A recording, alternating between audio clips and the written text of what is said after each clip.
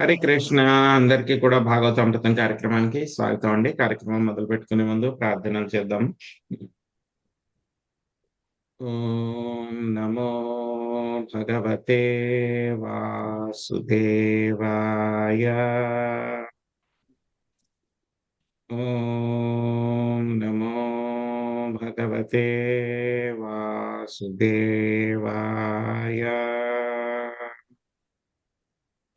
ఓం నమో భగవతే వాసుదేవాయ.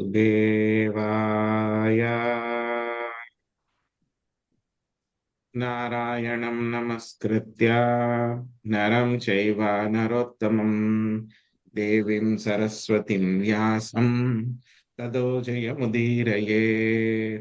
శృణ్వతాం స్వకదా కృష్ణ పుణ్యశ్రవణ కీర్తన హృదయంతస్థో హి అభద్రాణి విధునోతి సరస్వతాం.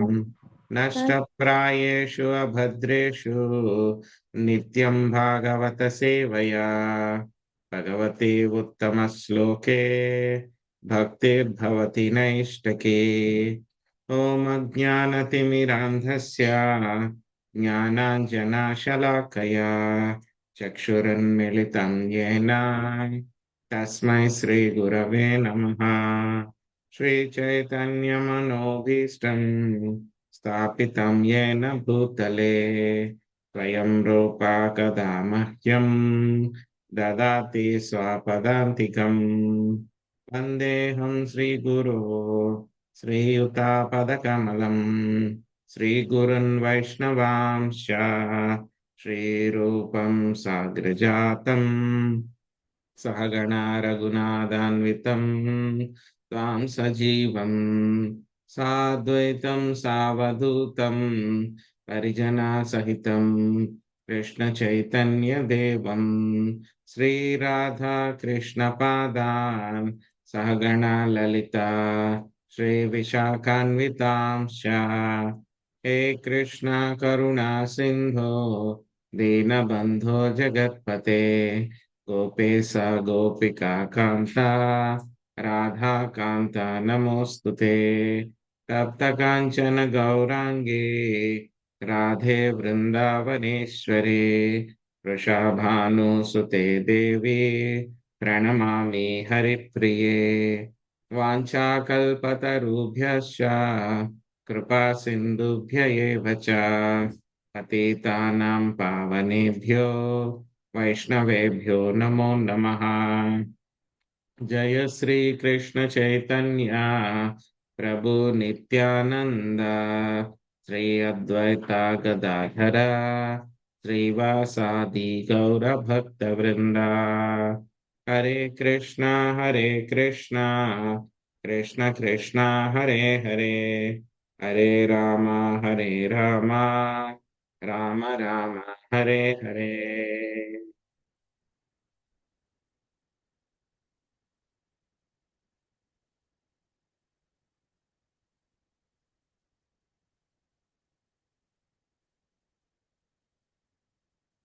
హరే కృష్ణ.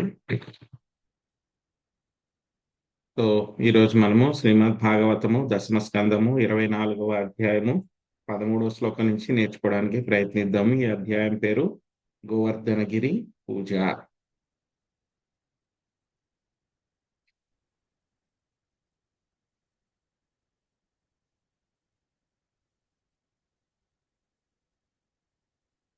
శ్రీ భగవానువాచ కర్మణా జాయతే జంతు కర్మణైవ ప్రలీయతే సుఖం దుఃఖం భయం క్షేమం కర్మణైవాభిపద్యతే. రాజేశ్వరి మాతాజీ, మీరు అనువాదము తర్వాత భాష్యంలో మొదటి పారాగ్రాఫ్ చదవండి, భాష్యంలో రెండో పారాగ్రాఫ్ మంజుల మాతాజీ చదవండి. హరే కృష్ణ ప్రభు దండప్రాణములు. శ్రీకృష్ణుడు పలికెను, కర్మ వేగము చైతన్య జీవుడు జన్మించును, కేవలము ఆ కర్మ వల్లనే అతడు నశించును. అతన్ని సుఖము దుఃఖము భయము క్షేమము అన్నియును కర్మ ఫలముగా కలుగుచుండును. భాష్యం రచించిన శ్రీల ప్రభువాదుల వారికి జై. కర్మవాదము లేదా కర్మ మిహాసం ఎన్హెడి తత్వమును పలికి శ్రీకృష్ణుడు దేవతల ప్రాముఖ్యమును తగ్గించెను. అట్టి తత్వము పునర్జన్మ అనేది విశ్వాసమును కలిగి ఉన్నట్టి నాస్తికవాదము మాత్రమే అయ్యున్నది. దానిని అనుసరించి మనము చేసేటి కర్మలను బట్టి ప్రకృతి యొక్క సూక్ష్మ నిలయములు వరమును లేదా శిక్షను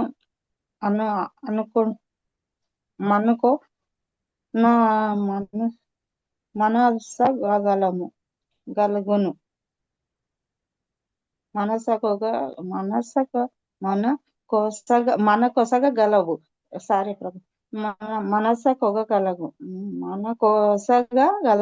ఏ వితంతు ఆ ఫలము కలుగును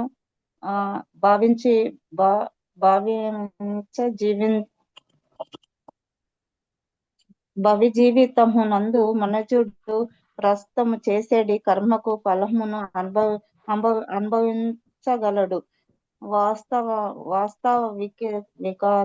వాస్తవికత యొక్క సారాంశమిదిహే. కానీ స్వయము భగవానుడు శ్రీకృష్ణుడు ఇట్టి మధ్యకరపు తత్వమును ఏమాత్రము ప్రతిపాదించడు. దానిని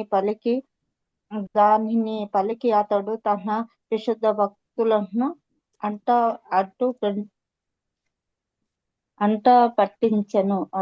ఆట పట్టించెను. హరే కృష్ణ ప్రభు. హరే కృష్ణ ప్రభుజీ. తండ్రి బంధువులు మిత్రుల రూపములో గోచరించుచున్నట్టి ఈ నా నిత్య పార్షదులు ఎందులకై ఇట్టి ఇంద్ర పూజ కార్యంలో ఇంతగా చిక్కుకొనిరి అని శ్రీకృష్ణుడు తలచుండెను. శ్రీల జీవగోస్వామి పలికిరి. ఈ విధముగా శ్రీకృష్ణుని ముఖ్య ప్రయోజనము ఇంద్రగర్వమును అణచుటేగాక తమ అవధానమును దేవతల వైపునకు మళ్లించిన అవసరం లేదని నిత్య భక్తులకు అతడు గుర్తు చేయగోరెను. ఏలయనయ నిజమునకు వారు స్వయం భగవానుడగు పరతత్వములో అది వరకే కలిసి జీవించుచున్నారు. హరే కృష్ణ.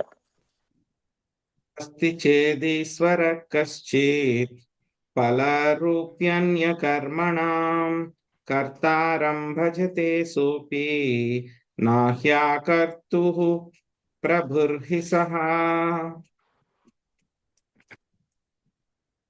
భాగ్యలక్ష్మి మాతాజీ, మీరు అనువాదము భాష్యంలో 2 పారాగ్రాఫ్స్ చదవండి. తర్వాత శ్వేత చంపక్ మాతాజీ మిగతా 3-4 భాష్యం పారాగ్రాఫ్లు చదవండి.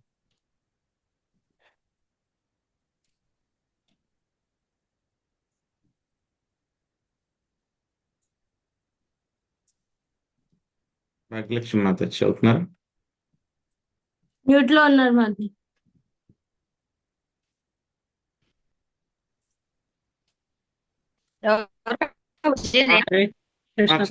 చదవండి మాతాజీ మీరు.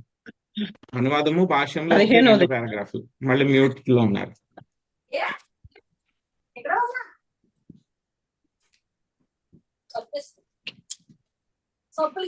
హరే కృష్ణ. నేను చదవచ్చా ప్రభు? ఎవరి పేరు చెప్పారు? భాగ్యలక్ష్మి మాతాజీ. భాగ్యలక్ష్మి 14 చదవగలరా మీరు? మాతాజీ చదవగలరా మీరు? చదవలేరా భాగ్యలక్ష్మి మాతాజీ? శాంతకుమారి మాతాజీ చదవండి. హరే కృష్ణ ప్రభుజీ. ప్రణామం ప్రభుజీ. ప్రభుజీ నెట్ ప్రభుజీ 14 శ్లోకం. హరే కృష్ణ ప్రభుజీ. నేను చదువుతున్నాను భాగ్యలక్ష్మిని. శాంతకుమారి మాతాజీ కొంచెం ఉండండి, ఒక్క నిమిషం. నెక్స్ట్ మీరు చదువుతానండి. 14 శ్లోకమా ప్రభుజీ? నెక్స్ట్ మీరు చదువు తిరిగాను, తర్వాత చదువు తిరిగాను, కొంచెం ఉండండి. సరే ప్రభుజీ, అలాగే చదవండి మాతాజీ. హరే కృష్ణ ప్రభు. కర్మలకు ఫలముల నొసగిడి ఈశ్వరుడు ఉన్నప్పటికీ అతడును కర్త కార్యోన్ముఖుడగుటపై ఆధారపడును. నిజమునకు సకామ కర్మలు నిర్వహింపబడనిదే కర్మఫల ప్రదాత అనేది ప్రశ్నయే ఉదయించదు. భాష్యం రచించిన శ్రీల ప్రభుపాద వారికి జై.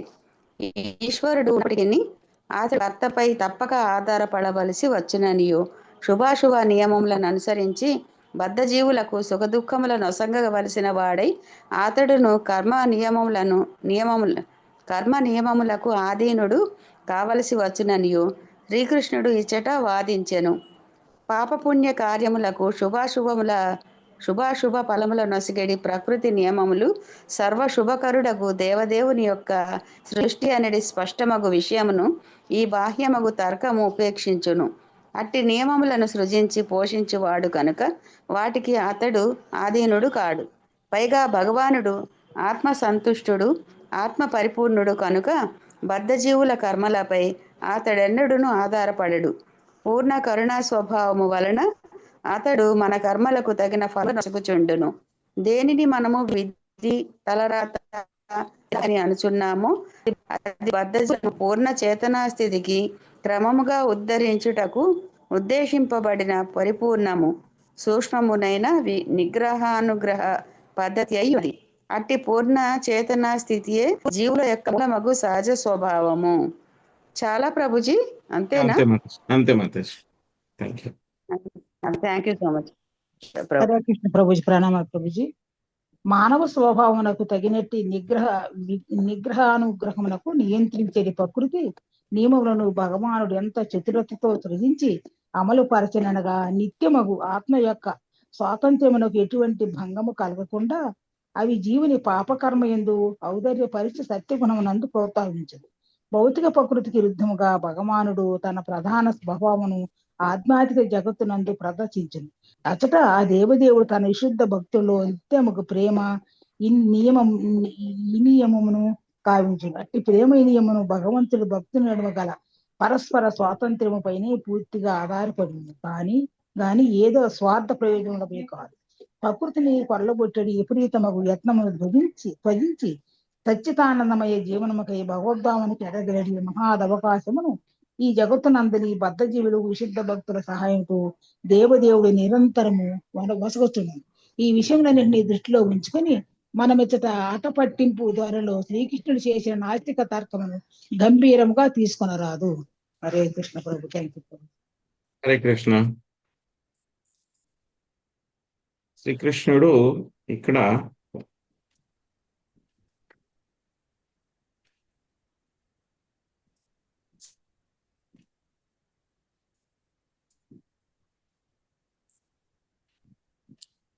శ్రీకృష్ణ భగవానుడు ఇక్కడ ఏం చెప్తున్నారు? ఈ యొక్క నందమహారాజు ఆయన కృష్ణుడు రకరకాల ప్రశ్నలు వేస్తే కనుక నందమహారాజు వాటిలన్నిటికీ కూడా ఆన్సర్ చెప్పారు, సమాధానం చెప్పారనమాట. సో కృష్ణ భగవానుడు ఇప్పుడు ఏం చేస్తారు? ఆయన యొక్క కర్మ మీమాంసము అనేటువంటి దాన్ని ఆయన ఇప్పుడు ప్రతిపాదిస్తారనమాట. సో ఇక్కడ కృష్ణుడి యొక్క ఉద్దేశం ఏమిటి అంటే కనుక ఇక్కడ ఇంద్రుణ్ణి అవమానపరచడం కాదు, కానీ ఏంటంటే కనుక ఇంద్రుడి యొక్క గర్వం ఒక పర్వతం లాగా ఇంద్రుడి యొక్క గర్వం తయారైపోయింది అనమాట. ఆ యొక్క గర్వాన్ని మొత్తం అణచడం అనేటువంటిది శ్రీకృష్ణుడి యొక్క ఉద్దేశం అన్నమాట. ఇంకోటి ఏంటంటే కనుక రెండవ ఉద్దేశం, లీల చేయడం మూలంగా రెండవ ఉద్దేశం ఏంటంటే కనుక శ్రీకృష్ణ భగవానుడు యొక్క గోవర్ధన పూజ అనేటువంటి పరంపరని మొదలు పెట్టడం అన్నమాట. సో మనకైతే కనుక దక్షిణ భారతదేశంలో ఉండేటువంటి వాళ్ళకి పర్టికులర్గా ఇస్కాన్ రాకపోతే కనుక అసలు ఈ గోవర్ధన పూజ అనేటువంటిది జరుగుతుంది, ఏడాదికి ఒక ఉత్సవం ఇది అని చెప్పేసి మనకి తెలియదు అనమాట. కానీ ఇక్కడ ఉత్తర భారతదేశంలో అయితే కనుక, అంటే మేము ఇక్కడ ఉంటున్నాం కదా, సో ఢిల్లీలో గురుగ్రామ్లో ఇక్కడ ఉంటున్నాం కదా, ఇక్కడ గోవర్ధన పూజ అనేటువంటిది ఏమిటంటే కనుక దీపావళి అయిన తర్వాత వస్తుంది ఇది. సో ఇక్కడ గోవర్ధన పూజ అనేటువంటిది పెద్ద ఉత్సవం, వీళ్ళందరికీ తెలుసు ఇక్కడ గోవర్ధన పూజ. కానీ మనకి దక్షిణ భారతదేశంలో ఉన్నటువంటి వాళ్ళకి మనకి గోవర్ధన పూజ గురించి తెలీదు. సో ఇస్కాన్లోకి వచ్చిన తర్వాత గోవర్ధన పూజ అని చెప్పి సెలబ్రేట్ చేస్తారు కాబట్టి ఆ రోజు స్పెషల్ ఫెస్టివల్ అని చెప్పేసి ఇలాగా ప్రసాదము, కొండ ఇవన్నీ కూడా తయారు చేస్తారు కాబట్టి అప్పుడు తెలిసిందనమాట మన గోవర్ధన పూజ. కానీ ఇక్కడ ఉత్తర భారతదేశంలో ఉన్న వాళ్ళందరికీ గోవర్ధన పూజ అనేటువంటిది చాలా కామన్ అనమాట. సో ఎలా అయితే కనుక దీపావళి చేసుకుంటామో, చెల్లు పండుగ అవన్నీ ఎలా చేసుకున్నాం దీపావళి తర్వాత, అలాగే గోవర్ధన పూజ అనేటువంటిది కూడా కామన్, వీళ్ళందరూ కూడా చేసుకుంటారు అనమాట. సో ఇక గోవర్ధన పూజ అనేటువంటిది వార్షిక ఒక ఉత్సవాన్ని ఏర్పాటు చేయడము, ఆ విధంగా భక్తులందరినీ కూడా ఒక 7 రోజుల పాటు అందరినీ కూడా ఒకే చోట ఉంచడం అనేటువంటిది కృష్ణుడి యొక్క ఉద్దేశం అన్నమాట. సో ఈ విధంగా ఆయన ఈ గోవర్ధన పూజ పరంపరను మొదలు పెట్టడానికి ఆయన ఉద్యుక్తమయ్యారనమాట. సో ఇక్కడ కర్మ మీమాంస పద్ధతిని చెప్పారనమాట. ఏమిటి కర్మ మీమాంస పద్ధతి అంటే కనుక వాళ్ళు ఏమంటారు అని అంటే కనుక, మనం చేసినటువంటి కర్మలను బట్టి ఫలితాలు వస్తాయి. మనము మంచి కర్మలు చేస్తే కనుక మంచి ఫలితాలు వస్తాయి, చెడ్డ కర్మలు చేస్తే చెడ్డ ఫలితాలు వస్తాయి. దాన్ని ఎవ్వరు కూడా ఆపలేరు. అలా రావాల్సిందే. భగవంతుడైనా సరే, ఇక్కడ ఏంటంటే కనుక నాస్తికవాదులు ఏమంటారు, భగవంతుడే లేడు అని చెప్పని అంటారనమాట. కానీ వీళ్ళు ఏమంటే కనుక, వీళ్ళు ఒక నాస్తికవాదులే మళ్ళీ ఏమిటంటే కనుక వీళ్ళు ఈ విధంగా కర్మని పెడతారనమాట. వీళ్ళు ఏమంటారు, భగవంతుడు కూడా కర్మకు లోబడే ఆయన కూడా ఉంటాడు. సో మనం కనుక మంచి కర్మలు చేస్తే కనుక భగవంతుడు ఖచ్చితంగా మనకి ఫలితాన్ని ఇవ్వాల్సిందే. ఆయనకి కూడా ఎటువంటి స్వతంత్రము లేదు. మనం మంచి కర్మలు చేస్తే కనుక మంచి ఫలితాలు, చెడ్డ కర్మలు చేస్తే చెడ్డ ఫలితాలు, ఆ రెండు కూడా ఇవ్వాల్సిందే అని చెప్పేసి వీళ్ళు యొక్క కర్మ మీమాంస పద్ధతిలో వాళ్ళు చెప్తూ ఉంటారన్నమాట. అదేంటండి శ్రీకృష్ణ భగవానుడు కర్మ మీమాంస పద్ధతి చెప్పడం ఏమిటి? సో ఎందుకు చెప్పారు ఆయన అర్జునుడికేమో మరి భగవద్గీతలో భక్తి చేయి అని చెప్పారు, శరణాగతి చేయమని చెప్పారు. సో అంత బాగానే ఉంది. మరి ఇక్కడికి వచ్చిన తర్వాత మరి తన యొక్క శుద్ధ భక్తులకి, నిత్య పార్షదులకి, బృందావన వాసులకి, భక్తిలో పూర్తిగా మునిగిపోయినటువంటి వాళ్ళు, అత్యున్నతమైనటువంటి భక్తులు అంటున్నారు గోపికలు, వీళ్ళందరూ కూడాను, మరి వాళ్ళకేంటి నా యొక్క కర్మ మీమాంస పద్ధతి చెప్తున్నారు అని అంటే కనుక, కృష్ణుడి యొక్క ఉద్దేశం ఏమిటి అంటే కనుక, ఇక్కడ వీళ్ళందరూ కూడా కృష్ణుడు ఏంటంటే కనుక చాలా పొసెసివ్ అన్నమాట ఆయన. సో నా భక్తుడు అంటే కనుక ఎక్స్క్లూజివ్ గా నాకే ఉండాలి, ఇంకెవరి దగ్గరికి వెళ్ళకూడదు. కృష్ణుడు అంత పొసెసివ్ గా ఉంటారనమాట. సో ఎంత పొసెసివ్ అంటే కనుక చాలాసార్లు చెప్పుకున్నట్టున్నాం ఈ యొక్క వృత్తాంతం కూడా. సో రాములు వారు అదేవిధంగా లక్ష్మణుడు ఇద్దరు కూడా సీతాదేవిని వెతుక్కుంటూ వెళ్తూ ఉంటే కనుక హనుమంతుడు ఆయన మారు వేషంలో వస్తారనమాట. వచ్చినప్పుడు ఆయన అంతర్యామి, ఆయనకు అంతా తెలుసు కదా వచ్చింది ఎవరు హనుమంతుడు అని చెప్పి ఆయనకి తెలుసు. తెలిసిన తర్వాత ఎవరు నువ్వు అని చెప్పని అడుగుతారనమాట రాములు వారు. అడిగితే కనుక ఆయన ఏమంటారంటే కనుక, నేను సుగ్రీవుడి యొక్క సేవకుణ్ణి అని చెప్పి చెప్తారనమాట. సో ఎప్పుడైతే కనుక సుగ్రీవుడి యొక్క సేవకుణ్ణి అని చెప్పి చెప్పారో వెంటనే రాములు వారు 2 అడుగులు వెనక్కేసి వెళ్ళిపోతారు. అర్జున అంటే ఆ యొక్క ఉద్దేశం ఏంటంటే కనుక, లక్ష్మణ నువ్వు చూడు ఏంటో విషయం అన్నట్టు. అప్పటి నుంచి ఇంకా రాములు వారు మాట్లాడడం మానేస్తారు, లక్ష్మణ స్వామి మాట్లాడతారనమాట. సో మొత్తం ఆ తర్వాత కలుసుకోవడము, నేను ఇలాగా హనుమంతుణ్ణి అని చెప్పి చెప్పడము, వాళ్ళ దర్శనం అవ్వడం, ఇవన్నీ కూడా జరిగితే మొత్తం అంతా మామూలు అంతా. అది అయిపోయిన తర్వాత హనుమంతుల వారు ఆయన చాలా తెలివైన ఆయన, ఎంతో శాస్త్రాలు అవన్నీ కూడా తెలుసున్నటువంటి ఆయన, మామూలు వ్యక్తి కాదు హనుమంతుల వారు అంటే. సో ఆయన ఆలోచిస్తారనమాట. తర్వాత ఇన్సిడెంట్ అంతా అయిపోయిన తర్వాత ఆయన ఖాళీ టైంలో ఆలోచిస్తారు. ముందు నేను ఏమైంది, ఎందుకు రాముల వారు వెనక్కి వెళ్ళిపోయారు, ఆయన మళ్ళీ లక్ష్మణ స్వామి ఎందుకు మాట్లాడారు అని చెప్పి ఆలోచిస్తే ఆయనకు తర్వాత అర్థం అవుతుంది అన్నమాట, నేనేం చెప్పాను అప్పుడు అని.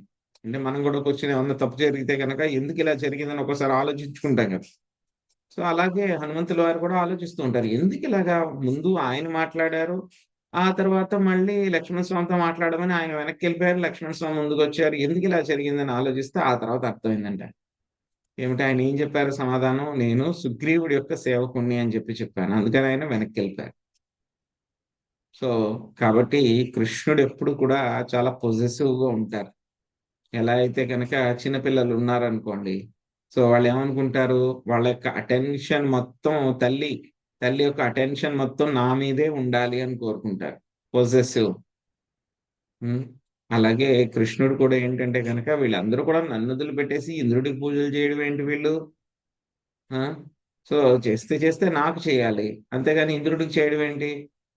ఇంకొకటి ఏంటంటే కనుక బృందావన వాసులకి ఆయన చాలా ప్రయత్నం చేస్తారు. నేనే భగవంతుడిని అని చెప్పి నిరూపించడానికి ఎంతో మంది రాక్షసులను చంపారు, రకరకాలుగా చంపారు. ఎంత చంపినా సరే వాళ్ళు ఏమంటున్నారు? ఆ బాగా చంపాడు, బాగా చంపాడు, కృష్ణుడు బాగా చంపాడు, కృష్ణుడు బాగా శక్తి ఉంది. చివరికి మళ్ళీ ఏమనుకుంటారు వాళ్ళ స్నేహితులైతే? కృష్ణుడు మా ఫ్రెండ్, మా స్నేహితుడు. సో ఆ గోపికలందరూ, పెద్ద గోపికలందరూ కూడా వాళ్ళు ఏమనుకుంటారు? కృష్ణుడు మా యొక్క కుమారుడు లాంటి వాడు, చిన్న పిల్లవాడు, ఏదో ఒకసారి చంపేశాడు భగవంతుడి దయ వల్ల, కానీ మా చిన్న పిల్లవాడు. సో అందరి యొక్క భావం ఎలా ఉంటుంది? ప్రతి ఒక్కళ్ళు కూడా మావాడు మావాడు అని అనుకుంటారు, కానీ ఎవరు కూడా భగవంతుడి కింద చూడట్లా. సో అందుకని వీళ్ళు ఏం చేస్తున్నారు? ఇంద్రుడికి పూజ చేస్తున్నారు కాబట్టి ఆయన కూడా పొసెసివ్ వచ్చేసి, వీళ్ళందరూ నా భక్తులు, ఇంద్రుడికి పూజ చేయడం ఏంటి, నో అని చెప్పేసి ఆయన మరి డైరెక్ట్ గా కాకుండా ఇండైరెక్ట్ గా ఈ ప్లాన్ వేశారనమాట. ఇంకొకటి ఏంటంటే కనుక ఆయనకి గోవర్ధనకి తేడా లేదనమాట, ఆయనే ఎక్స్పాండ్ అవుతారనమాట. కృష్ణుడే గోవర్ధనుడి కింద అనమాట. సో అందుకని ఏంటంటే కనుక ఒక మానవుడి కింద ఒక లీల చేయడం కోసము, ఆ తర్వాత ఇంద్ర పూజ ఆపడానికి ఆయన ఏదో ఒకటి తర్కం చెప్పాలి కదా, మరి ఏదో కారణం చెప్పాలి కదా. ఊరికే మానేయండి అంటే కనుక మానరు కదా వాళ్ళందరూ కూడా. సో అందుకని ఆయన ఏమనుకుంటారు అంటే కనుక దేవతలకి పూజ చేయాల్సిన అవసరం లేదు అని చెప్పి ఆయన యొక్క కర్మ మీమాంస పద్ధతిని ఆయన ఆ చేయటం మూలంగా, దాన్ని చెప్పడం మూలంగా ఏం చెప్తారంటే కనుక తండ్రి గారి యొక్క మాటలు ఏవైతే ఉన్నాయో వాటిని ఖండిస్తారనమాట. సో అప్పుడు దేవతలకి ఇంకా పూజలు చేయాల్సిన అవసరం లేదు. ఉమ్. సో వీళ్ళందరూ కూడా ఎవరు? నా నిత్య పార్షదులు. వీళ్ళందరూ ఇంద్రుడికి పూజ చేయడం ఏంటి అని చెప్పని కృష్ణుడు అనుకున్నారనమాట. అందుకని చెప్పి ఆయన ఈ విధంగా కర్మ మీమాంస పద్ధతిని చెప్పారు. అది కూడా ఏంటంటే కనుక అది ఆట పట్టించడం కోసం మాత్రమే, కేవలం ఆట పట్టించడం కోసం మాత్రమే ఆ విధంగా చేశారు. కానీ మనము ఈ యొక్క కర్మ మీమాంస పద్ధతిని కృష్ణుడే చెప్పాడు కదండి అని చెప్పేసి మనం దాన్ని సీరియస్ గా తీసుకోకూడదు అనమాట. సో కానీ తెలుసుకోవాలన్నమాట, అసలు ఏంటి పద్ధతి ఏంటి అని చెప్పి మనము తెలుసుకోవాలన్నమాట. సో వీళ్ళు ఏమంటారు అని అంటే కనుక భగవంతుడైనా సరే ఆయనకి ఏమి స్వతంత్రం ఏమీ ఉండదు. సో ఆయన ఏంటంటే కనుక ఆటోమేటిక్ గా ప్రకృతి నియమాల ప్రకారము మంచి పనులకి మంచి ఫలితాలు, చెడ్డ పనులకి చెడ్డ ఫలితాలు అనేవి అవి ఆటోమేటిక్ గా వచ్చేస్తాయి. సో కాబట్టి ఇందులో భగవంతుడు అనే ఆయన ఉన్నా సరే ఆయనకి ఇందులో ఏమీ చెప్పడానికి ఏమీ ఉండదు అని చెప్పేసి వాళ్ళు చెప్తూ ఉంటారన్నమాట. సో కానీ ఏంటంటే కనుక భగవంతుడు మొత్తము వీటినన్నిటినీ కూడా సృష్టించిన వ్యక్తి ఆయనే. కాబట్టి ఈ యొక్క కర్మలకి కర్మ బంధాలకి ఆయన అతీతుడు. రెండవ విషయం ఏమిటి అంటే కనుక ఆయన ఎప్పుడు కూడా ఆత్మారాముడు. ఆత్మారామశ్చ మునయో. ఎవరైతే కనుక శుద్ధ భక్తులు అవుతారో వాళ్ళు కూడా ఏమవుతారో, వాళ్ళకి ఎక్కడ బయట నుంచి వాళ్ళకి ఆనందం తెచ్చుకోవాల్సిన అవసరం లేదు. వాళ్ళకి ఆటోమేటిక్ గా వాళ్ళకి ఆనందం అనేటువంటిది లోపల నుంచే వాళ్ళకి వచ్చేస్తుంది. అందులోనూ శ్రీకృష్ణ భగవానుడు ఆయన సర్వస్వతంత్రుడు. ఆయన ఆనందం కోసం బయట వాళ్ళు ఎక్కడి నుంచో వెతుక్కోవాల్సిన అవసరం లేదు. ఆయనే ఒక ఆనందమైనటువంటి నిధి ఆయన. సో కాబట్టి ఆయన ఎప్పుడు కూడా సెల్ఫ్ సాటిస్ఫైడ్. ఆయన ఎప్పుడు కూడా ఎవరి మీద ఆనందం కోసం ఆధారపడాల్సిన అవసరం లేదు, జీవుల మీద ఆధారపడాల్సిన అవసరం లేదు. భగవద్గీతలు కూడా స్వామి చెప్తారు కదా, అర్జున ఈ కర్మ అంతా కూడా నన్ను బంధింపదు అని చెప్పి చెప్తారు ఆయన అక్కడ. ఈ కర్మ ఎప్పుడు కూడా నన్నేమో బంధించదు, నేను ఈ కర్మ బంధనాలకి అతీతుణ్ణి అని చెప్పి చెప్తారనమాట. సో ఇంకేమిటి? సో కాబట్టి ఆయన ఎప్పుడు కూడా సర్వస్వతంత్రుడు, దేని మీద ఆధారపడాల్సిన అవసరం లేదు, ఆనందం అనేటువంటిది బయట దగ్గర నుంచి తెచ్చుకోవాల్సిన అవసరం లేదు. ఆయన ఎప్పుడు సంతృప్తంగానే ఉంటారు. ఇంకా ఏంటంటే కనుక ఆయన అందరికీ కూడా మనం చేసిన కర్మలను బట్టి ఆ యొక్క ఫలితాలన్నీ కూడా ఆయనే ఇచ్చేది. సో భగవద్గీతలో మనకి 18వ అధ్యాయంలో వస్తుంది మనకి క్లియర్ గా అయితే గనక అసలు ఈ కర్మ ఏంటి, కర్మ చేసేవాళ్ళు ఏంటి అని. సో అక్కడ మనం చెప్పుకున్నాం మొత్తం. ఏదైనా సరే ఒక ఫలితం రావాలి అంటే కనుక 5 రకాలైనటువంటి కారణాలు ఉంటాయి అని చెప్పి చెప్పుకున్నాం. సో అందులో ప్రకృతి ఉంటుంది, కర్మ ఉంటుంది, జీవుడు ఉంటాడు. అల్టిమేట్ గా ఏంటంటే కనుక మిగతావన్నీ జరిగినా సరే అక్కడ భగవంతుడి యొక్క శాంక్షన్ ఉండాలి. సో వీళ్ళు చెప్పేదాన్ని బట్టి ఏంటంటే కనుక అన్ని ప్రాసెస్, వీళ్ళు ఏం చెప్తారంటే కనుక ప్రాసెస్ కరెక్ట్ గా మనం పాటిస్తే కనుక రిజల్ట్ ఖచ్చితంగా రావాల్సిందే అని చెప్పి చెప్తారనమాట. అలా అయితే కనుక ఒక ఎక్స్పర్ట్ డాక్టర్ గారు ఎవరో ఒక ఆయన ఉన్నారనుకోండి, ఆపరేషన్లు చేసే ఆయన చాలా ఎక్స్పర్ట్. ఆయన దగ్గర ఆ వైద్యం తీసుకున్న వాళ్ళు చనిపోయినటువంటి వాళ్ళు ఎవరైనా ఉంటారా ఆయన దగ్గర? ఎంత ఎక్స్పర్ట్ డాక్టర్ అయినా సరే ఆయన దగ్గరికి వెళ్ళిన వాళ్ళు 100% బతికేస్తారు అని చెప్పి ఎవరైనా ఒక డాక్టర్ ఉంటారా? ఉండరు ప్రభుజీ, ఉండరు. ఉండరు. ఎంత ఎక్స్పర్ట్ డాక్టర్ అయినా సరే ఏముంటుంది, వాళ్ళకి సక్సెస్ రేట్ ఎక్కువ ఉంటుంది. ఆయన 100 ఆపరేషన్లు చేస్తే అందులో 95 ఆపరేషన్లు చేయించుకున్న వాళ్ళందరూ బతికారు, లేకపోతే 98 ఆపరేషన్లు చేయించుకున్న వాళ్ళు బతికారు అని ఉంటుంది. కానీ 100% 100 మంది కూడా బతికేశారు అని ఉండదు కదా. సో అంటే ఏమిటి, ఆయన ఆ ఇద్దరు చనిపోయారు అని అంటే కనుక ఏమిటి, ఆ చనిపోయిన వాళ్ళిద్దరికి కూడా ఆయన సరిగ్గా చేయలేనట్ట, ఆయన కాదు కాదు ప్రాసెస్ ఫాలో ప్రభుజీ, అవ్వలేనట్ట సరిగ్గా. కాదు కాదు కాదు భగవంతుడి ఇది కరుణ, సో భగవంతుడు ఆయన ఇద్దరు ఎందుకు చనిపోయారు, లేకపోతే ఒక 5గురు ఎందుకు చనిపోయారు 100 మందిలో అంటే కనుక అది ఏంటంటే ఆయన ప్రాసెస్ పద్ధతి అంతా కూడా అందరికీ కూడా అదే ప్రోటోకాల్ ఫాలో అయ్యారు. ఆయన అదే రకమైన ఆపరేషన్ అదే ప్రోటోకాల్ అదే పద్ధతి అదే విధంగా చేశారు, అదే ఎక్స్పర్టైజ్ అయ్యే మందులు అన్ని సేమ్. కానీ 5గురు చనిపోయారు, 95 మంది బతికారు. అంటే ఏమిటి, అక్కడ శాంక్షన్ చేసేది అల్టిమేట్ గా భగవంతుడు ఉన్నారు. మీరు ఎంత పద్ధతి పెర్ఫెక్ట్ గా అయినా ఫాలో అవ్వండి, అల్టిమేట్ గా ఏంటంటే కనుక భగవంతుడు శాంక్షన్ చేయాలి. శాంక్షన్ చేస్తేనే మనకి ఆ ఫలితం ఏదైనా సరే రిజల్ట్ వస్తుంది.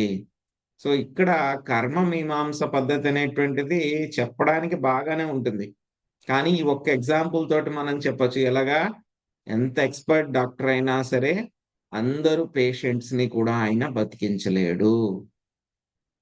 ఎంత ఎక్స్పర్ట్ డాక్టర్ అయినా అందరి పేషెంట్స్ ని కూడా ఆయన బతికించలేడు. సో ఇంకొక ఎగ్జాంపుల్ చెప్పుకోవాలి అంటే కనుక ఎవరో ఒక ఎక్స్పర్ట్ కుక్ ఉంటాడు, వంటలు చేసే ఆయన ఉంటాడు అనుకోండి. సో పెద్దవాళ్ళు ఉంటారు, మీరందరూ చాలా పెద్దవాళ్ళు ఉన్నారు. సో ఒక్కొక్కసారి ఎంత బాగా పద్ధతి మనం ఫాలో అయినా సరే ఏమవుతుందో, ఒక్కొక్కసారి వంటకం రుచి రాదు.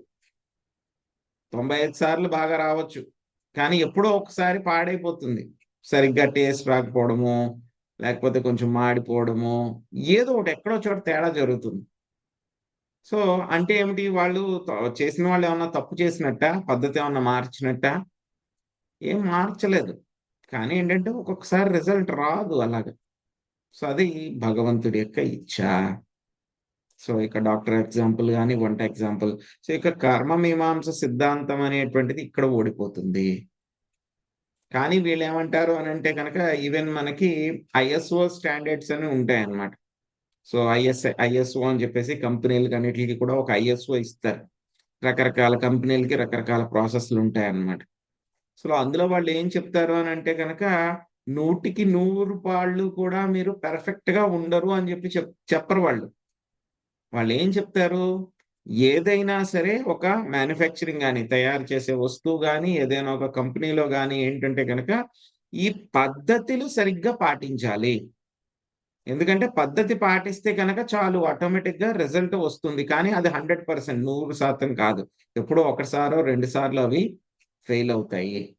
సో ఈ పద్ధతి పాటించడము అనేటువంటిది ఏమిటి, ఒక కర్మ మీమాంస పద్ధతి, కర్మ మీమాంస సిద్ధాంతం. వాళ్ళు ఏమంటారు, పద్ధతి మీద వాళ్ళు ఎక్కువ ఇంపార్టెన్స్ ఇస్తారు. భక్తులు దేని మీద ఎక్కువ ఇంపార్టెన్స్ ఇస్తారు, భగవంతుడి మీద ఆధారపడడానికి ఇంపార్టెన్స్ ఇస్తారు అన్నమాట. సో మనం ఏమంటాము, అన్ని బాగానే ఉంది, నేను ప్రాసెస్ కూడా చేస్తాను కానీ భగవంతుడి మీద ఎక్కువ ఆధారపడతాను, ప్రాసెస్ కన్నా భగవంతుడి మీద ఎక్కువ ఆధారపడుతున్నాను. సో అప్పుడు ఏమవుతుంది, ఆ భగవంతుడు వచ్చి మనకి ఆ ప్రాసెస్ కూడా సరిగ్గా చేయడంలో మనకైనా సహాయం చేస్తారు, కాబట్టి రిజల్ట్ గ్యారంటీగా వస్తుంది. సో ఇది భక్తుల యొక్క పద్ధతి అన్నమాట. సో ఇక్కడ ఏంటంటే కనుక ఇక్కడ వీళ్ళు ఏం చెప్తున్నారు, కర్మ మీమాంస సిద్ధాంతం ప్రకారం అంటే శ్రీకృష్ణ భగవానుడు చెప్తున్నారు, పద్ధతి పాటించండి రిజల్ట్ తప్పకుండా వస్తుంది అంటున్నారు. కానీ పద్ధతి పాటించినా సరే ఒక్కోసారి రిజల్ట్ రాదు, అది మనం అర్థం చేసుకోవాలన్నమాట. సో డెస్టినీ అంటే కనుక కర్మ అనేటువంటిది ఉంటుంది, కానీ ఏంటంటే కనుక సటిల్ గా భగవంతుడి యొక్క శాంక్షన్ అనేటువంటిది ఉండాలి. కిమింద్రేణ భూతానాం స్వస్వకర్మానువర్తినాం అనీసేనాన్యదా కర్తుం స్వభావా విహితం నృణాం. శశికళ మాతాజీ మీరు అనువాదం చదవండి. భాష్యం మొదటి పారాగ్రాఫ్ శ్వేత చంపక్ మాతాజీ చదవండి. సుబ్రహ్మణ్య ప్రభుజీ మీరు రెండో పారాగ్రాఫ్ భాష్యం చదవండి.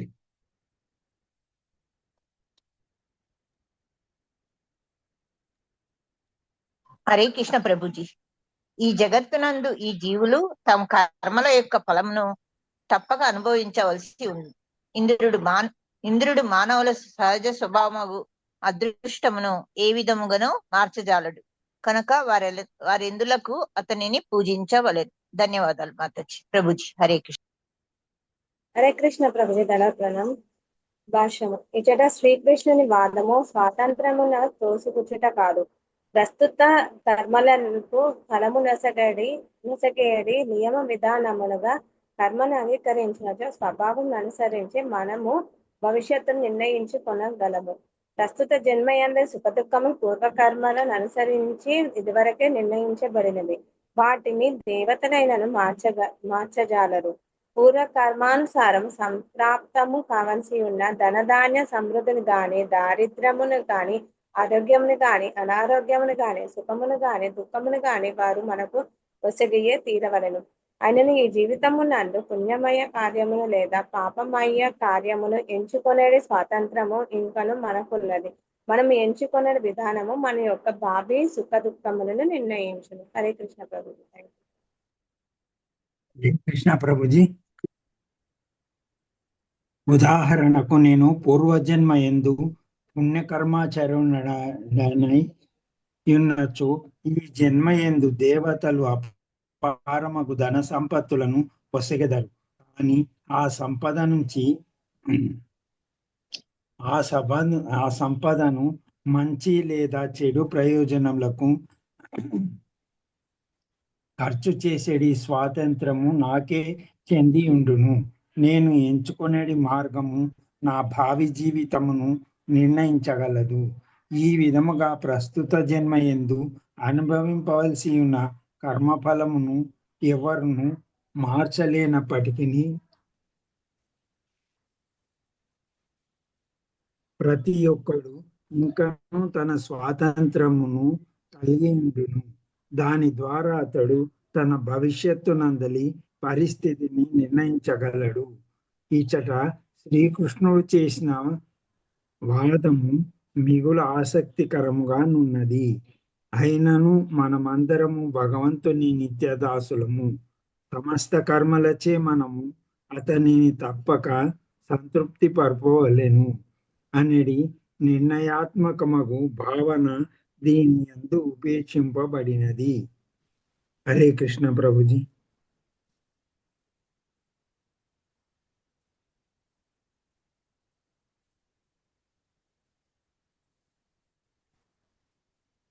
ఇక్కడ ఈ శ్లోకంలో ఏం చెప్తున్నారంటే కనుక జీవుడు ఆయన ఏం చేస్తూ ఉంటారు, తన యొక్క కర్మలను బట్టి ఆయన రకరకాలైనటువంటి ఫలితాలని జీవుడు అనుభవిస్తూ ఉంటాడు.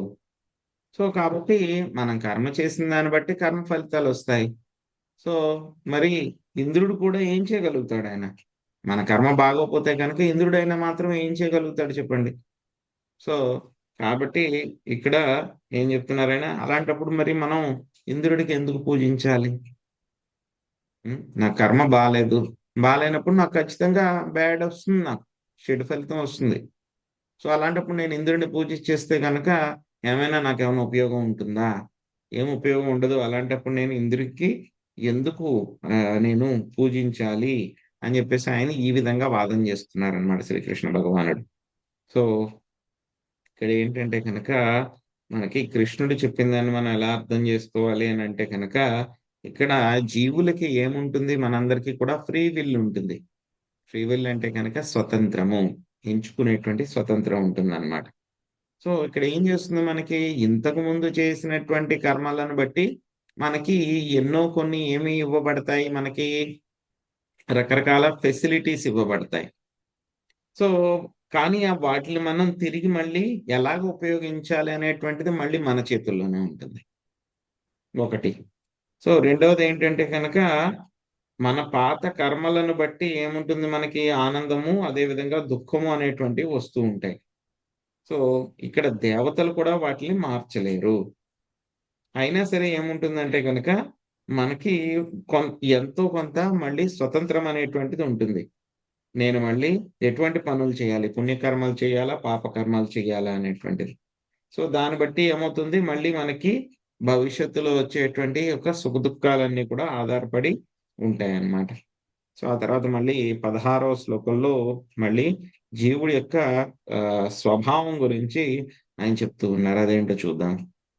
స్వభావంత్రో హి జనః స్వభావమనువర్తతే స్వభావస్థమిదం సర్వం సదేవాసురమానుషం. లక్ష్మీ శ్రీనివాస మాతాజీ అనువాదం చదవండి. భాష్యము ప్రభావతి మాతాజీ చదవండి.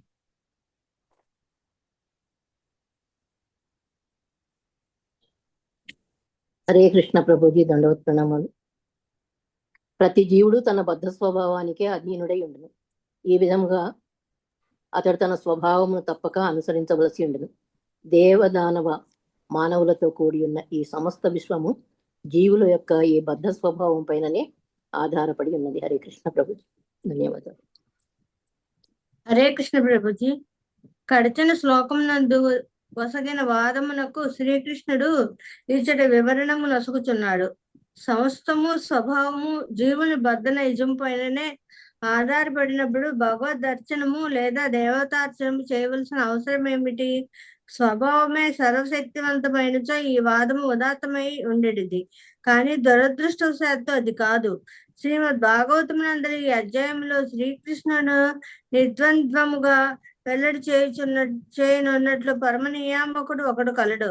మనం ఎల్లరము అతనిని అర్చించవలను. అయినను ప్రస్తుతము ఆ దేవదేవుడు తన బంధువులను ఆట పట్టించుచున్నారు. హరే కృష్ణ. హరే కృష్ణ. సో జీవులందరూ కూడా దేని ద్వారా వాళ్ళందరూ నియంత్రించబడతారు? వాళ్ళ యొక్క స్వభావము అని అంటే కనుక ఇంతకు ముందు మనం చేసినటువంటి ఆ కర్మలు ఏవైతే ఉంటాయో, ఆ యొక్క ఫీలింగ్స్ అన్నమాట, ఆ యొక్క ఇంప్రెషన్స్ ఏవైతే ఉంటాయో వాటిని ఏమంటారు? స్వభావము అంటారు. సో మనందరం కూడా ఎలా ప్రవర్తిస్తాం? మనం స్వతంత్రం ఉన్నప్పుడు మన యొక్క స్వభావాన్ని బట్టి మనం అంతా కూడా ప్రవర్తిస్తూ ఉంటాం.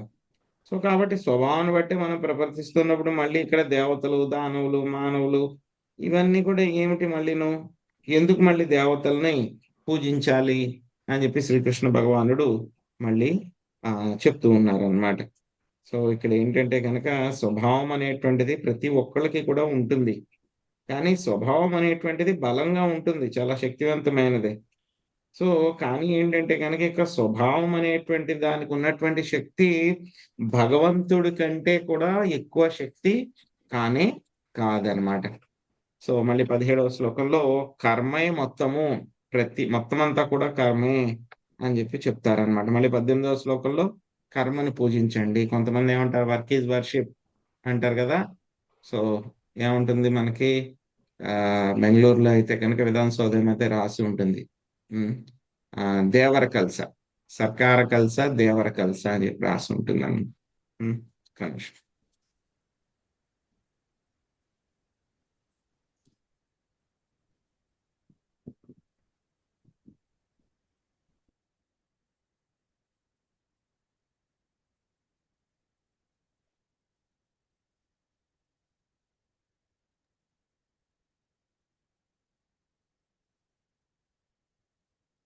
కర్మే మొత్తం అని చెప్పి చెప్తున్నారు. అదేంటో చూద్దాం.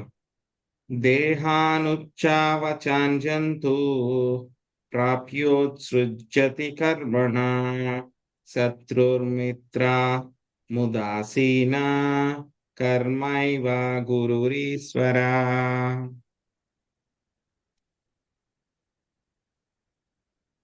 సో వాసవి మాతాజీ మీరు అనువాదం చదవండి. శివలక్ష్మి మాతాజీ భాష్యంలో మొదటి పారాగ్రాఫ్, చందన మాతాజీ భాష్యంలో 2వ పారాగ్రాఫ్. హరే కృష్ణ ప్రభుజీ. కర్మయే బద్ధజీవుడు నానా విధములుగా ఉన్నత నీచ దేహములను స్వీకరించి పిదప త్యజించినట్లు చేయును. కనుక ఆ కర్మయే అతని శత్రువు, మిత్రుడు, ఉదాసీనుడగు సాక్షి, గురువు, దైవము అయి ఉన్నది. హరే కృష్ణ ప్రభుజీ. Thank you Prabhuji.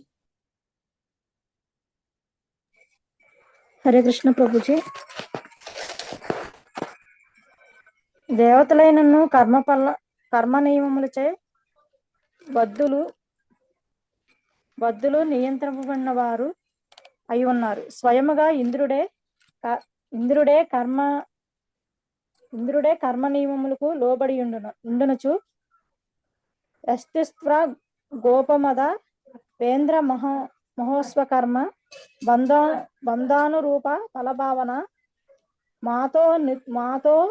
మాతా నోతి అని బ్రహ్మ సంహిత 5:54 యందు స్వయముగా తెలుపబడినది. దేవదేవుడగు గోవిందుడు సకల జీవులకు వారి కర్మలకు తగిన ఫలము నొసగుచుండును. స్వర్గాధిపతి ఇంద్రునికి కాని ఇంద్రగోవ పీఠముకు కాని ఇది సమానమే. స్థైరుహుత జ్ఞాన ప్రపంచనేంతన్య దేవత అని భగవద్గీత 7:20 యందు తెలుపబడినది. నానా విధములకు కోరికల వలన బుద్ధి నశించిన వారే భగవంతుని అర్చించుటకు బదులు దేవతలకు శరణుజొచ్చుదురు. భగవద్గీత యందే శ్రీకృష్ణ భగవానుడు మయేవా విహితాన్ హీతాన్ అని తెలిపినట్లు నిజమునకు దేవతలు ఎవరికైనాను స్వతంత్రముగా వరములు నొసగజాలరు. ఆ వరములన్నయును తుట్టదొదకు నేరుగా భగవంతుని చేతనే వనగబడుచుండును. హరే కృష్ణ ప్రభుజీ. ధన్వత్ ప్రణామాలు. హరే కృష్ణ ప్రభుజీ. ధన్వత్ ప్రణామాలు. దేవతలైనను కర్మ నియమములకు లోబడి అందరు కనుక దేవతార్చనను వ్యర్థమని పలుకుటలో తప్పేమీ లేదు. యథార్థములకు ఉన్న విషయం అది. కానీ పరతత్వముకు శ్రీకృష్ణుడు కర్మ నియమములకు ఆధీనుడు కాదు. పైగా స్వతంత్రముగా అతడు తన నిగ్రహానుగ్రహములను చూపగలడు. పైన ఉదాహరించబడిన బ్రహ్మ సంహిత శ్లోకం ఎందలి 3వ పాదమునందు ఈ విషయము ధృవపరచబడినది. కర్మాని నిర్దహతి కింతున భక్తి భజం. తన ప్రేమయుత సేవ యందు నెలకొనిన వారి సంచిత కర్మము నంతటినీ భగవానుడు దగ్ధమనొచ్చును. శ్రీకృష్ణుడు కార్యాచరణ నియమములను అతీతుడే కాక భక్తితో తను సంతుష్టిని చేయు అని కర్మను కూడా వెంటనే నశింపజేయగలిగి ఉండును. కనుక సర్వశక్తివంతుడకు భగవానుడు పరమ స్వతంత్రుడై ఉన్నాడు. అతనికి శరణుజొచ్చుట ద్వారా మనము కర్మబంధనను తప్పించుకుని సర్వాధిపతి రూపంన అది చేసేటి ఘోరమపు పాలనను ఆపగలరు. హరే కృష్ణ ప్రభుజీ.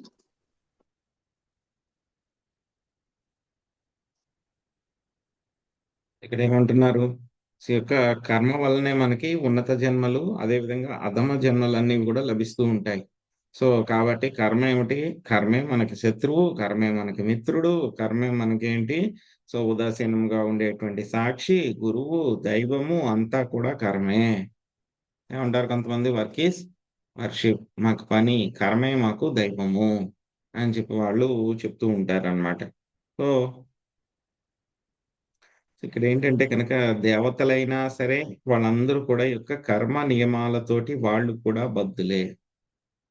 సో దేవతలకు కూడా యొక్క కర్మ ఫలితాలు, ఈ భౌతిక ప్రపంచంలో పుట్టినటువంటి ప్రతి జీవికి కూడా యొక్క కర్మ ఫలితాలు అనేటువంటివి ఉంటాయి. పైన ఉన్నటువంటి బ్రహ్మదేవుడి దగ్గర నుంచి కింద పాతాళ లోకంలో ఉండేటువంటి వాళ్ళందరికీ, జీవులందరికీ కూడా యొక్క కర్మ ఫలితాలు, కర్మ సిద్ధాంతం వాళ్ళ మీద పనిచేయటం ఇవన్నీ కూడా జరుగుతూ ఉంటాయి. కానీ ఎవరైతే కనుక శ్రీకృష్ణ భగవానుడు ఎవరైతే ఉన్నారో ఆయన ఏమిటి? యొక్క కర్మకి ఆయన అతీతుడు. కర్మకి ఆయన అతీతుడు. ఇంకా చెప్పాలంటే కనుక ఈ యొక్క కర్మ ఫలితాలన్నీ కూడా ఇచ్చేటువంటి ఆయనే. కర్మ ఫలితాలన్నీ కూడా ఇచ్చేటువంటి ఆయనే. సో మనకి బ్రహ్మ సంహితలో చెప్తారు కదా, యస్త్వీంద్ర గోపమదవేంద్ర మహోస్వకర్మ బంధానురూప ఫలభాజనమాతనోతి. సో ఏం చేస్తారు ఆయన, భగవంతుడు గోవిందుడు జీవులందరికీ కూడా వాళ్ళ యొక్క కర్మను బట్టి ఆ యొక్క కర్మ ఫలితాన్ని ఆయన ఇస్తూ ఉంటాడు. ఆ ఇచ్చేటప్పుడు ఆయన ఇంద్రుడైనా సరే ఆయనకు ఒకటే అత్యంత చిన్నదైనటువంటి ఇంద్రగోప కీటకమైనా సరే ఒకటే అన్నమాట. సో కాబట్టి దేవతలైనా సరే మనకి భగవద్గీతలో చెప్తారు కదా, సో దేవతల దగ్గర నుంచి వరాలు పొందుకునేటువంటి వాళ్ళు కూడా ఏమవుతున్నారు, వాళ్ళు దేవతలకి వరాలు పొందేటువంటి వాళ్ళు నా ద్వారానే ఆ యొక్క వరాలన్నీ కూడా పొందుతున్నారు. ఎందుకంటే కనుక దేవతలు ఎవరైనా సరే వరం ఇవ్వాలంటే కనుక అది శ్రీకృష్ణ భగవానుడి యొక్క శాంక్షన్ ఉండాలి, లేకపోతే కనుక దేవతలు కూడా ఆ యొక్క వరాల్ని ఇవ్వలేరు అని చెప్తూ ఉన్నారనమాట. సో కాబట్టి శ్రీకృష్ణ భగవానుడు అర్థం చేసుకోవాల్సింది ఏంటంటే కనుక, శ్రీకృష్ణ భగవానుడు అదే విధంగా ఆయన యొక్క శుద్ధ భక్తులు ఈ యొక్క కర్మ ఫలితాలకి లోబడి ఉండరు. ఎప్పుడైతే కనుక భక్తి చేస్తే కనుక మనకు వచ్చేటువంటిది ఏంటి, క్లేశాగ్ని. మొట్టమొదటిది ఏంటి భక్తి యొక్క లక్షణము, ఉత్తమ భక్తి. శుద్ధ భక్తి యొక్క లక్షణం ఏమిటి, క్లేశాగ్ని. సో క్లేశాగ్ని అంటే కనుక ఏం చేస్తుంది, సో ప్యూర్ డివోషనల్ సర్వీస్, శుద్ధ భక్తి యొక్క మొత్తము ఆ యొక్క సంచిత కర్మలు ఎవరైతే కనుక ఆయన యొక్క భక్తులు ఎవరైతే ఉంటారో వాళ్ళ యొక్క సంచిత కర్మ అంతా కూడా ఏమైపోతుంది, మొత్తము నాశనం అయిపోతుంది. ఎలా అయితే కనుక ఒక చోట మీరు మంచి బట్టలో లేకపోతే దూది ఏదో ఒక రూమ్ లో పెట్టారు, ఒక చిన్న అగ్గిపుల్ల వేస్తే కనుక ఏమవుతుంది, ఆ గదిలో ఉన్నటువంటి ఆ యొక్క దూది అంతా కూడా నాశనం అయిపోతుంది, మొత్తం అంత సర్వనాశనం, చిన్న అగ్గిపుల్ల.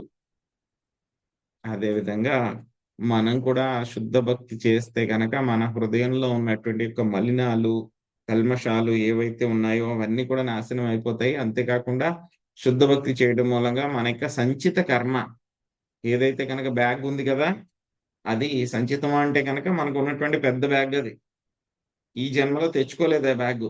ఈ జన్మలో ఉన్నటువంటి తెచ్చుకున్నా సరే ఇంకా చాలా బ్యాగ్ బోల్డ్ అంత మిగిలిపోయింది. అదంతా కూడా కవర్ చేయాలంటే ఎన్నో ఎన్నో ఎన్నో జన్మలు ఎత్తాలి. సో శుద్ధ భక్తి చేస్తే కనుక ఏమవుతుంది, ఆ సంచిత కర్మలు ఏవైతే ఉన్నాయో అవన్నీ కూడా ఎలా అయితే కనుక అగ్నిలో దూది పడితే కనుక ఏమవుతుంది, వెంటనే భస్మం అయిపోతుంది. అలాగే మొత్తం భక్తి చేస్తే కనుక యొక్క సంచిత కర్మ అంతా కూడా నాశనం అయిపోతుంది. కానీ వీళ్ళేమంటున్నారు, ఇంకా మంచి కర్మలు చెయ్యి మంచి ఫలితాలు వస్తాయి, చెడ్డ కర్మలు చెయ్యి చెడ్డ ఫలితాలు వస్తాయి, కర్మే ముఖ్యము కర్మలే చెడు. అరే ఈ కర్మలోంచే బయటపడాలి మనం, మళ్ళీ మళ్ళీ కర్మలు చేస్తూ ఉంటే కనుక ఇక్కడే పడి ఉంటాం మనం. సో కాబట్టి ఈ యొక్క కర్మ మీమాంస పద్ధతి అనేటువంటిది సరైనది కాదు. కానీ శ్రీకృష్ణ భగవానుడి యొక్క చెప్పడం వెనక ఉద్దేశం మనం ఆల్రెడీ చెప్పుకున్నాం మనం. తర్వాత 18వ శ్లోకంలో వీళ్ళు ఏమంటున్నారు, ఇంకా కర్మనే నువ్వు పూజించాలి, సో కర్మనే పూజించాలి అని చెప్తున్నారు. ఏంటో చూద్దాం.